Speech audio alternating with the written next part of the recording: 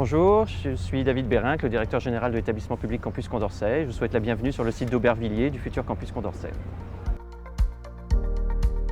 Donc le projet qui est en cours de réalisation, c'est un campus de sciences humaines et sociales qui va accueillir tout ou partie de 10 établissements d'enseignement supérieur ou de recherche dans ce domaine, des universités, des écoles, des centres de recherche et la Fondation Maison des Sciences de l'Homme qui est basée à Paris. Donc ce sont environ 12 000 personnes qui sont à la fois des doctorants, des élèves de master, des enseignants-chercheurs, du personnel administratif également qui vont venir ici. Alors l'ambition c'est de devenir, sinon le plus grand, du moins un des plus grands campus européens en la matière. Et l'ambition elle est également d'une part de créer des espaces de travail pour des gens qui en manquent cruellement aujourd'hui, notamment des enseignants-chercheurs en université ou en école, et de créer un certain nombre d'équipements mutualisés entre les différents établissements en question, de créer une grande bibliothèque qui en regroupe 50 qui sont aujourd'hui disséminés dans les différents sites des établissements, de créer également un centre de colloque, des équipements de restauration, des équipements sportifs, culturels, etc., qui permettent de créer aussi une vraie vie de campus et une vraie vie de territoire.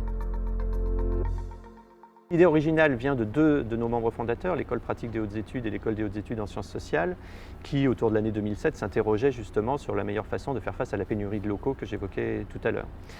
Et dans le même temps, l'opération Campus a été lancée par le gouvernement de l'époque, ce qui a permis de faire émerger un mouvement d'ampleur supérieure, avec plus de membres fondateurs, et une ambition scientifique et immobilière également plus importante, ce qui a conduit au projet actuel. Donc comme vous le voyez, les terrains ont déjà été démolis, ça a fait l'objet d'un chantier assez vaste l'année dernière, donc ils sont quasiment intégralement démolis. Donc les prochaines étapes sont de nature administrative, la signature du contrat de partenariat public-privé d'une part, et l'identification du lauréat du bâtiment de l'EHESS sous la maîtrise d'ouvrage de la région d'autre part, donc à l'échéance du début de l'année 2016. Ensuite, les opérations de réalisation concrète vont être menées, en commençant par les opérations de dépollution, fin 2016, début 2017, puis le chantier de réalisation sur les années 2017 à 2019. Il suffit de regarder le nombre de grues qu'on voit à l'horizon pour s'en convaincre. C'est un quartier en pleine évolution.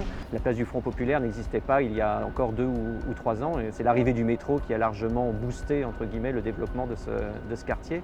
Donc c'est aussi valorisant et intéressant de participer au développement d'un quartier entièrement neuf qui, à l'échelle de 10 ou 15 ans, va complètement changer cette face de la ville d'Aubervilliers. C'est vrai que les collectivités territoriales, que ce soit Saint-Denis, Plaine Commune ou Aubervilliers, assument la volonté d'un développement, d'une vraie dynamique universitaire et tournée vers l'enseignement supérieur et la recherche de l'ensemble de ce quartier. Donc, compte tenu des interactions qu'on peut envisager entre le campus Condorcet d'une part et le quartier international universitaire du Grand Paris d'autre part, on sera sans doute au cœur de l'un des épicentres de cette dynamique universitaire et de recherche du territoire.